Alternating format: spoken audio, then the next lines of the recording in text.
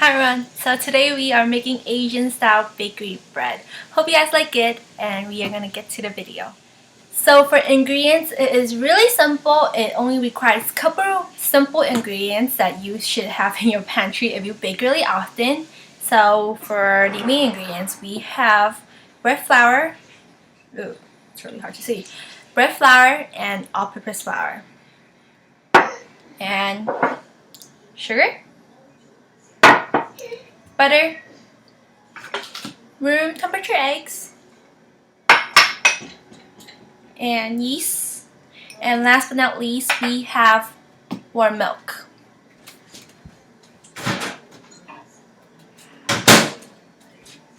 So I like to microwave my milk until they are warm. They should not be really hot, but like if you put your finger in there, it should be warm to the touch, but it should not be burning. Okay? So that's all the ingredients, and all the ingredient amount will be in the bottom bar below. So for this recipe, we will be using a stand mixer. If you are gonna knead it by hand, good luck to you and props, because it's gonna take forever. If you want that elasticy dough, that beautiful poofed up bread that you want a stand mixer, and believe me, it will not turn rock hard overnight. It's gonna stay soft and moist. For the recipe I use, is really good, and it's like the same thing as the ones that you buy at Asian bakeries. So the first thing we're gonna do, we're gonna activate our yeast. Just pour in our warm milk, sugar, and yeast. Just throw that in. So after that, just use a balloon whisk and mix everything together. So after that, use a plastic wrap and cover your bowl and let it sit in a warm place for about 10 minutes, and I'll show you how it looks like after 10 minutes. So after 10 minutes, they should be foamy on the top and it should be really bubbly. And I'm just gonna ruin everything by mixing it all together. And crack in 2 eggs. Let's do that. Had a little mini, just whisk it in. And we don't need this anymore. You can wash it. So, and we are going to add in our flour. Everything with salt. I forgot to mention that earlier. With salt. And just pop this into your stand mixer. Turn for about a good 5 to 6 minutes, or until it has become a dough, and we will proceed to the next step. And I set it on speed 2 if you are wondering.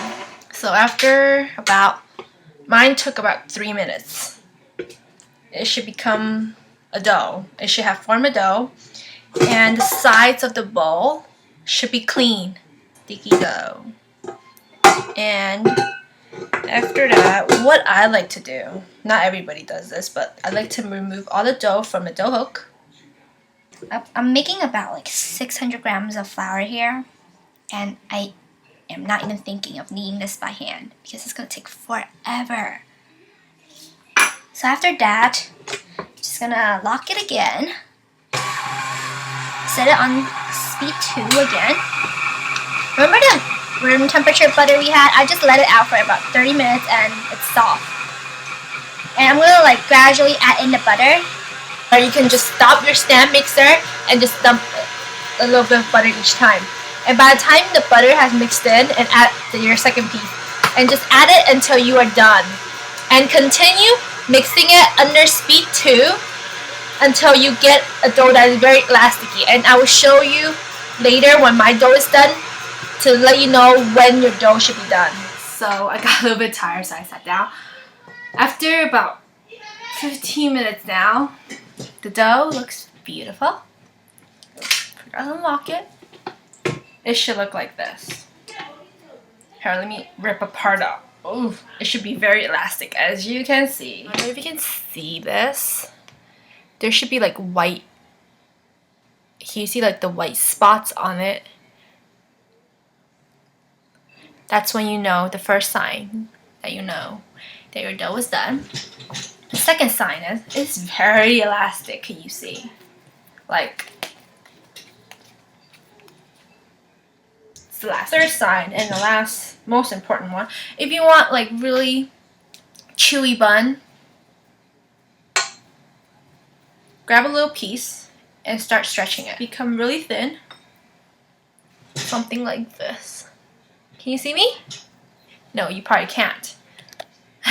But you can see light through it. That's when you know, and it won't break in the middle. And you can make it really thin. You can do this with butter, but for the sake of convenience, with my hands, just kind of spread the oil around the bowl, just like that. I used to use olive oil, and then I stopped because it was just a waste. And I like to rub my hands with a little bit of oil and grab this dough here and just throw it in. And we're just going to cover it with a plastic wrap and let it rise in a warm place. So I have this old baking pan that I don't use anymore, and it's all rusty here, so it's really nasty.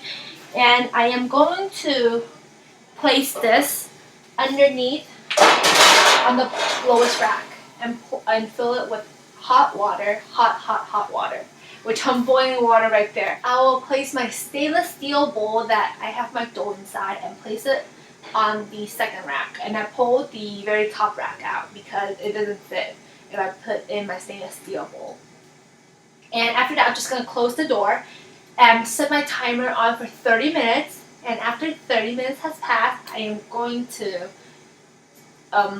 put new hot water in there and just let it rise again for another 30 minutes. So an hour in total, or until it has doubled in size.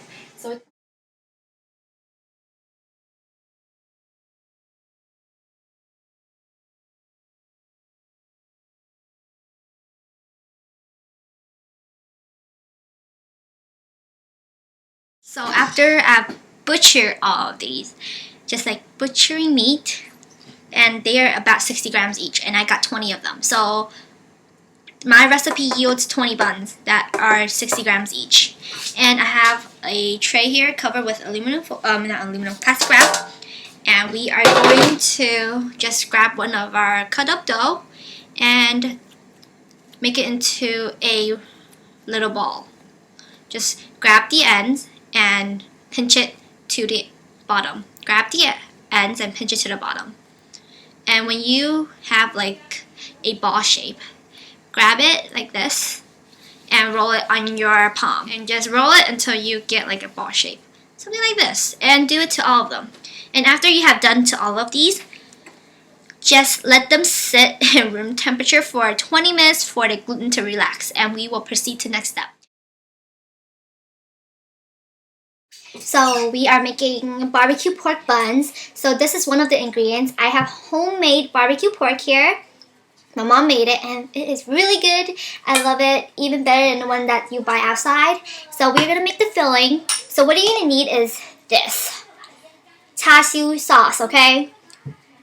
You can make your own, but I am not even going to bother to trying to make my own because this is so convenient. You can just get it at any grocery store for around $3 for this big jar, and you can make barbecue pork with this. I usually eyeball my measurements. You want the pork to be sticking together, and you kind of just want a very minimal amount of sauce because you don't want it to be oozing out when you're baking the buns. So that seems like it needs a little bit more, but I'm going to add a little bit of honey to see if that works out.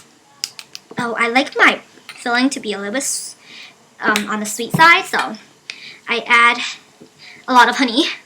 And make sure you use a good type of honey, or else it's going to affect the taste of your filling.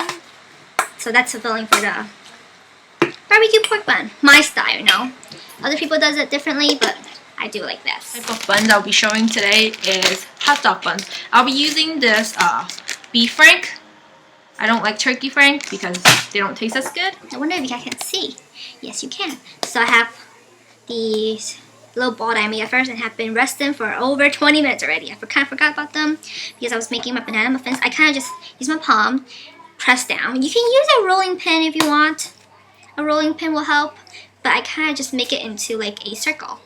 You want it to be thin on the edges and just a little bit thicker than usual, like thicker than the outside, because you'll be putting filling inside and you don't want it to ooze out.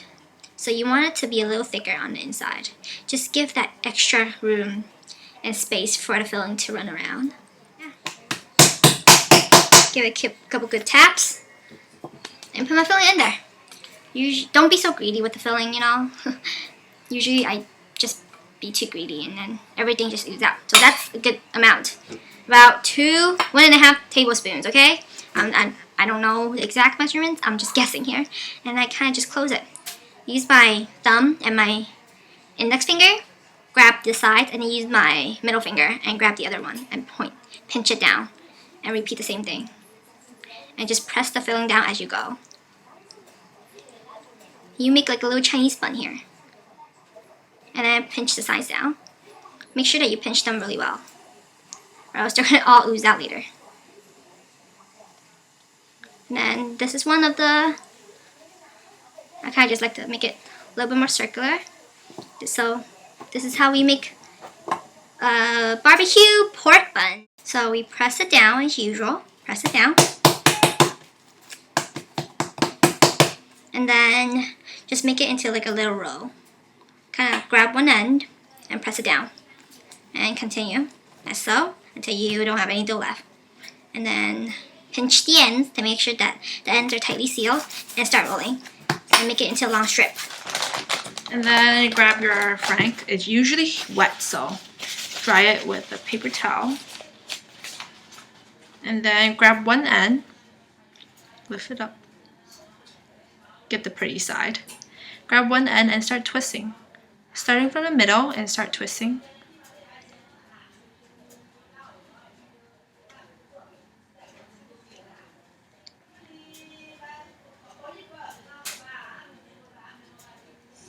And then like that, like so.